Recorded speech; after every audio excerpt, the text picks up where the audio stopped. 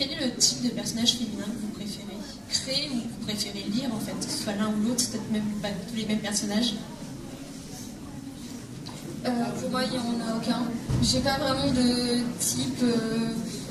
J'aime bien découvrir des personnages qui sont différents, justement, qui sortent des clichés, mais après, c'est vraiment au fur et à mesure de l'histoire qu'on découvre la profondeur du personnage, de son passé, de ses réflexes, de la manière dont elle réagit. Donc, un type. Autant parfois je peux aimer une fille qui est justement plus sentimentale, etc., qui va être plus posée, que parfois une fille qui au contraire va avoir un caractère de chien, on va dire. Moi c'est l'Universal Mother. Voilà, la déesse. Alors moi j'apprécie les personnages à la lecture comme à l'écriture, avant tout les personnages qui ont quelque chose, qui vont générer pas forcément un attachement, parce qu'il peut y avoir des parfaits salopards pour lesquels on va éprouver absolument aucune forme d'attachement, mais qui au moins suscitent un intérêt. Donc ça nécessite qu'ils aient plus d'un ou deux traits de caractère, qu'ils aient un minimum d'épaisseur, etc. Et ça vaut aussi bien pour les personnages masculins que pour les personnages féminins, que pour les personnages aliens, ou que pour toutes les applications de genre qu'il peut y avoir entre l'homme et la femme. Parce que rappelons aussi qu'il y a des gens qui sont non-binaires. Moi, ce que j'aime bien, c'est de faire jouer le sentiment du lecteur. Donc, je m'amuse à ce que le lecteur apprécie le méchant, particulièrement, comme pour se dire, je l'aime bien, mais c'est pas bien parce qu'il est méchant. Et j'aime beaucoup jouer avec ça. Et côté femme, j'aime bien quand elles ont du caractère, quand elles sont effacées, qu'elles se laissent un petit peu trop faire. J'ai un petit peu envie de les frapper, même quand je lis. Donc moi-même, je les fais un petit peu plus de caractère, un peu plus fort, qui ont du répondant. Et comme ça, à la limite, ces personnages, peut-être principalement le personnage féminin, qu'on a peut-être tendance à détester un petit peu parce qu'elle énerve. Alors, j'ai pas vraiment de personnage que j'aime ou que j'aime pas. J'aime bien justement être surpris par des personnages qui seraient pas forcément mon truc à la base, et que ce soit dans ce que j'écris ou dans ce que je lis. Là, par exemple, dernièrement, je suis tombée sur une série fantasy qui est un peu ancienne, mais où il y a des persos géniaux. Ça s'appelle Le Couteau du Partage, c'est Loïs Ouais, voilà. Je suis nulle pour prononcer les noms. Et où, en gros, déjà, c'est de la fantasy, mais où on ne suit pas le grand roi, la grande reine, l'élu ou le prêtre de l'enfer et tout ça. C'est vraiment... On suit des petits gens, des gens ordinaires, et notamment, l'héroïne qui, au début, a fait plein d'erreurs, a un petit volume, qui a fui de son village, qui a vraiment juste rien de particulier, qui va rencontrer justement un gars qui lui aussi a vraiment rien pour lui aussi à la base, mais ils vont construire quelque chose. Et ils vont construire quelque chose avec d'autres petits gens ordinaires comme eux, et ce qu'ils vont construire va être extraordinaire et va faire bouger le monde. Et là, j'ai été surprise. Là, j'ai été surprise par quelque chose que j'ai jamais vu avant, et qui en même temps est super sincère et qui est super crédible. Et c'est ça des bons persos. Le personnage dont on ignore qui il est réellement, si c'est une femme, si c'est un homme, est-ce que c'est un personnage que vous avez déjà tenté, que vous tenteriez? Bêtement, il y a un de mes bouquins, le premier chapitre, on ne sait pas si c'est un homme ou une femme parce que c'est pas ça l'essentiel. Alors, moi, déjà, mes aliens dans les mondes de science-fiction ne vont pas forcément avoir des genres hommes-femmes ou des équivalents. Le peuple des Roxys, pour quelques gigahertz de plus dans le premier roman, fonctionne sur une fécondation qui nécessite 3 gamètes, et il y a les bleus, les verts et les jaunes. Donc il faut un bleu, un vert, un jaune, et ni les bleus, ni les verts, ni les jaunes ne sont identifiables à des hommes ou à des femmes ou à des mâles ou à des femelles. Donc on est vraiment là-dedans. Et d'autre part, j'ai un roman de fantasy qui n'est pas encore paru, qui va bientôt paraître, dans lequel il y a un personnage masculin qui se trouve être un transgenre. Et en fait, ça n'est jamais mentionné dans le livre, parce que le personnage le cache, et que il est tellement bien que personne... Le problème, c'est que si je voulais montrer qu'il était transgenre, j'avais peur que le personnage se retrouve réduit à ça. Alors que c'est un personnage que je trouve marrant. perso, qui a son histoire, qui a ses petits défauts, qui a ses grands élans d'héroïsme. Et j'avais pas forcément envie qu'on se dise ah oui mais c'est un personnage qui est super parce qu'enfant c'était une fille et puis que c'est devenu un homme. Non, le personnage est impressionnant, mais je ne l'ai jamais mentionné. Ça n'est pas dans le livre, mais moi je le sais.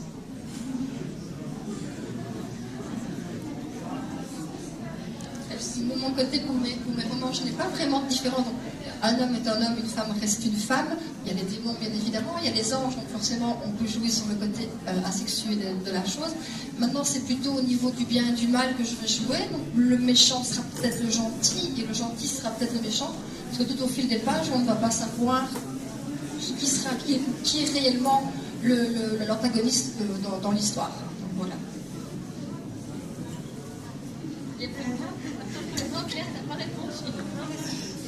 Mais en fait, j'ai jamais tenté. Alors, c'était expérimenté sans doute pour un prochain bouquin. Pour l'instant, je n'ai pas encore l'occasion de jouer sur ce terrain-là. Comment dire? Pour moi, les corps, c'est pas important, c'est les prisons. Ce qui compte, c'est les âmes. C'est les personnages. Ils sont en fait après conditionnés par ce dans quoi ils s'incarnent. Mais j'ai un personnage qui est mon personnage que j'aime. C'est très difficile de savoir si c'est un garçon ou si c'est une fille. Alors, plus c'est un garçon, mais il y a plein de gens qui le prennent pour une fille. Puis ils trouvent ça très rigolo de se faire passer pour une fille dans certaines occasions. Puis après, il y a des moments où ça n'amuse pas qu'on prenne pour une fille. Mais voilà. Donc, j'ai déjà aussi mis en scène un ange qui n'était pas sexué. Et qui a pourtant été obligé d'engendrer un enfant. Enfin, qui s'est retrouvé dans la situation d'engendrer un enfant. Donc il l'a fait. Il l'a pas porté. Il s'est retrouvé l'élément mâle du coup. Enfin voilà. Donc oui, ça fait partie de l'imaginaire, mais c'est plus parce que le corps pour moi, c'est pas important. Bonjour, au départ, c'est pas vraiment une question. Je voulais d'abord vous signaler que les meilleurs scénarios de Star Trek ont été écrits par une femme qui s'est cachée sous un pseudonyme masculin.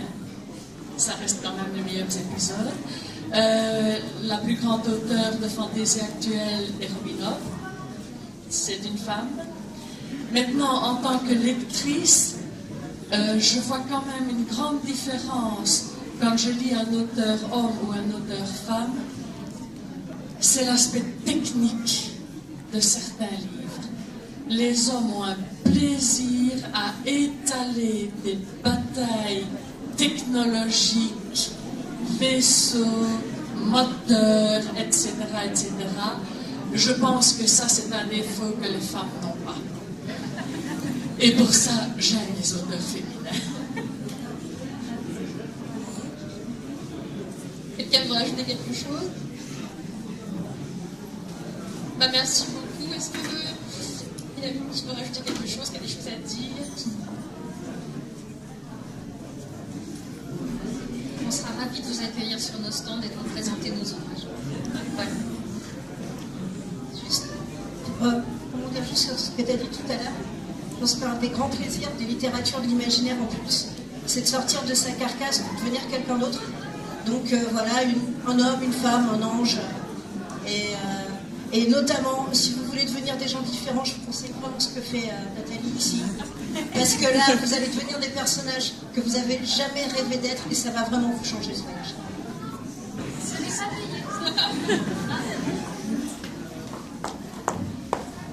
Bonjour, moi si j'ai juste quelque chose à ajouter, ça serait par pitié, je vous en supplie, ne prenez pas de pseudonyme masculin pour faire publier quoi que ce soit un scénario, un livre, une nouvelle, un site internet, n'importe quoi.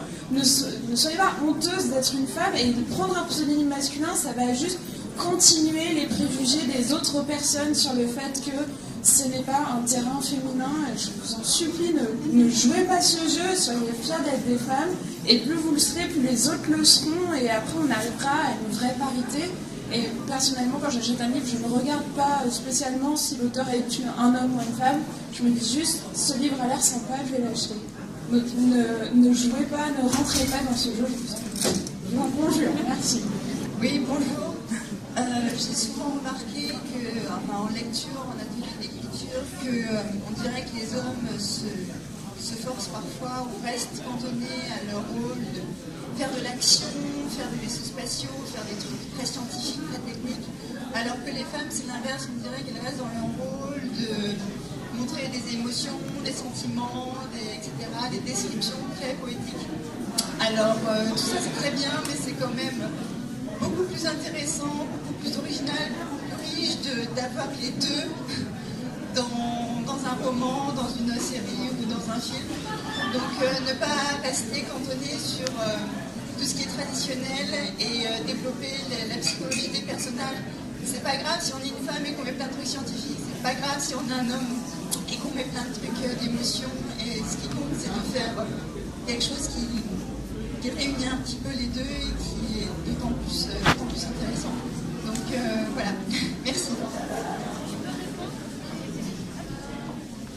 Tout à fait d'accord, ce qui compte c'est le livre, c'est absolument pas la personne qui l'a écrit. Pour revenir sur les deux trucs qui auraient été dits, ce qu'il y a, c'est, depuis que je suis auteur, j'ai rencontré des gens que je ne serais du tout rencontrer un jour, par exemple les auteurs de romances. Et il y a de très bons auteurs de romances qui sont des mecs, et qui certains, au début, quand ils ont commencé à publier, ont été confrontés à l'inverse, c'est-à-dire on leur a demandé de prendre des pseudo-féminines. Voilà, et ils l'ont pas fait, ils écrivent très bien des choses que je serais sans doute pas capable. Déjà, merci pour la conférence. Moi, ma question, c'est pour revenir sur la violence. Vous parlez du fait que vous connaissez la violence parce que vous y êtes confronté, mais est-ce que vous ne parlez pas de violence parce que justement vous n'avez pas pu répondre à la violence à laquelle vous étiez confronté et que par le biais de votre livre, vous pouvez déchaîner toute la colère que vous avez pu garder, par exemple? Alors, moi j'ai rencontré mon meilleur ami sur un tatami. On faisait du combat libre. Et le premier combat un peu sérieux qu'on a fait ensemble, il a fini en tapant très fort sur le sol. Voilà, en gros, donc c'est pas vraiment une frustration que j'ai évacuée personne. La violence que je mets dans mes livres, ce qui m'intéresse, c'est pas de l'infliger, c'est de montrer à quel point elle est destructrice pour la victime. Donc je parle sur personne.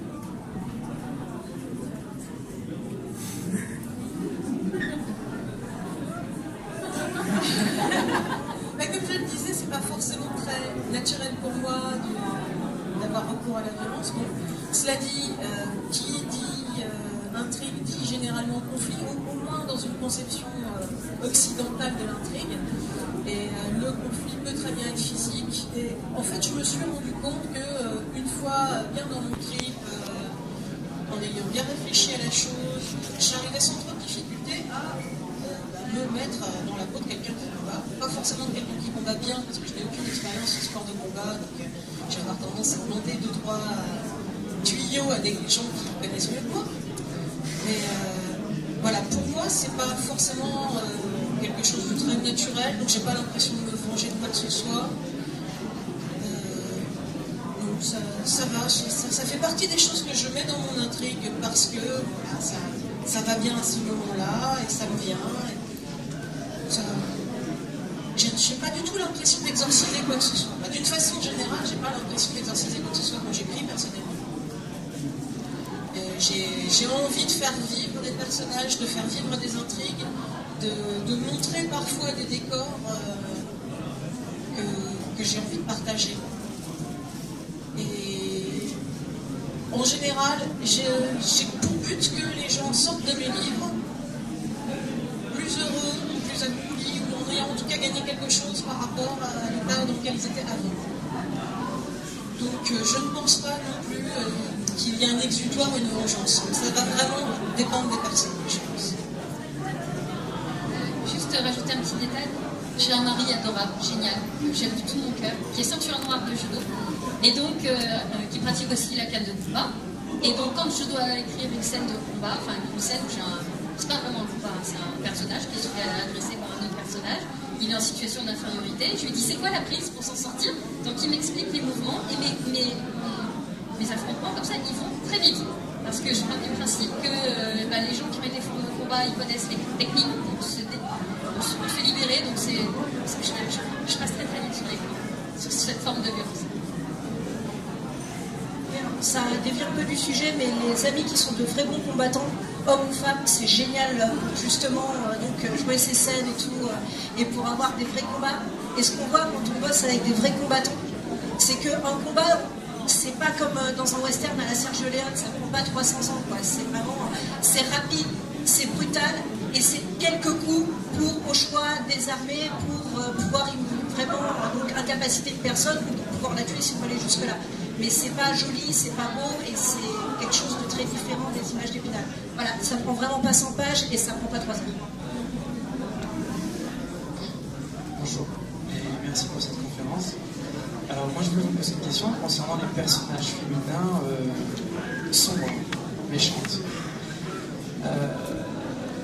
Comment, c'est pas trop difficile de faire des personnages féminins sombres en tombant pas dans la caricature, dans le stéréotype justement de notre société patriarcale et sexiste, justement.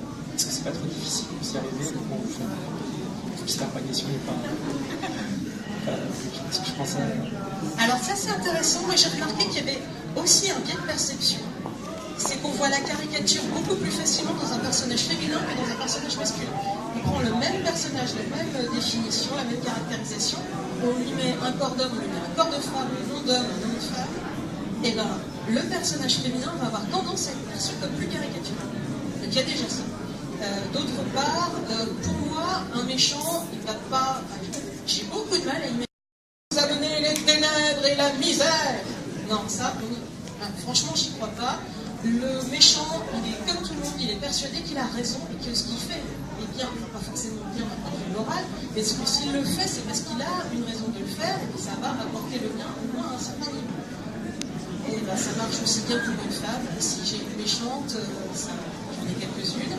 D'ailleurs, c'est assez amusant parce qu'il y a une méchante dans un de mes romans que moi j'aime beaucoup, à laquelle je me suis énormément attachée. Le problème, c'est quelqu'un qui est totalement aveuglé par son but et qui va effectivement faire beaucoup de dégâts collatéraux sur son chemin.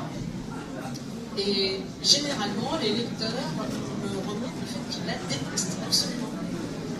Voilà, qu'ils ont envie de la frapper pour qu'elle arrête. Ou quelque part, je me dis que je l'ai réussi, et puis en même temps, je suis un peu triste parce que moi, l'air de rien, elle a beau être totalement over the top, donc dans ce côté jusqu'au boutiste et forcené et violent, bah moi, je n'aime bien rien à faire. Mais quand mon personnage féminin est méchant, je ne fais pas de différence entre un homme ou une femme. Elle est méchante, point. Donc elle va réagir, si elle réagit de la même manière qu'un homme, elle réagit de la même manière. Je ne caricature pas, je ne fais pas de différence. Méchant, c'est méchant. Pour moi, il n'y a pas de méchant, il n'y a pas de gentil. Le bien et le mal sont partout, c'est subjectif. C'est le point de vue de celui qui raconte qui va définir si c'est bien ou si c'est mal. Donc j'ai par exemple un personnage féminin, Nerazia Tibalt. Si on la découvre par le regard de son fils, ce qui est le cas au début, vu que leur relation elle a été très mauvaise dès le départ, si on a de l'empathie pour Cédric, on a l'impression que Nerazia est un monstre. Plus tard, elle a une fille. Si on demande l'avis d'Islaine dans quelques années, elle adore sa mère, elle a été géniale avec elle. Est-ce qu'elle est méchante, est-ce qu'elle est gentille? Elle est ce qu'elle est en fonction des circonstances, en fonction de son vécu, en fonction des blessures qu'elle a reçues. Elle est capable de changer. Et puis voilà. Et en fait, voilà, c'est selon la personne qui va vous parler de ce personnage, vous la ressentirez gentille, vous la ressentirez méchante, vous la ressentirez neutre, vous la ressentirez victime, vous la ressentirez coupable. Mais elle, intrinsèquement, elle est juste elle. Oui, je te rejoins pas mal là-dessus, c'est-à-dire il n'y a pas des gentils ou des méchants, il y a avant tout des personnages avec des motivations. Et quelque chose qui m'a vraiment marqué là-dessus, pour ceux qui sont les plus âgés d'assistance, c'est vrai qu'on joue à Chrono Trigger dans la salle. Donc c'est le premier jeu vidéo où j'ai vu, où en gros il y a un des boss l'un des super méchants boss du début, on le bat et à un moment on le recroise plus tard dans l'histoire. Et on voit les motivations qui l'ont amené le boss du mal au début. Et finalement il peut rejoindre notre équipe et devenir l'un des membres les plus efficaces de l'équipe. Et ça voilà, j'étais tout le monde quand j'ai découvert ça, je trouvais ça génial comme principe. Et vraiment c'est un des trucs qui me guide depuis. Bon, merci beaucoup d'avoir assisté à cette table ronde.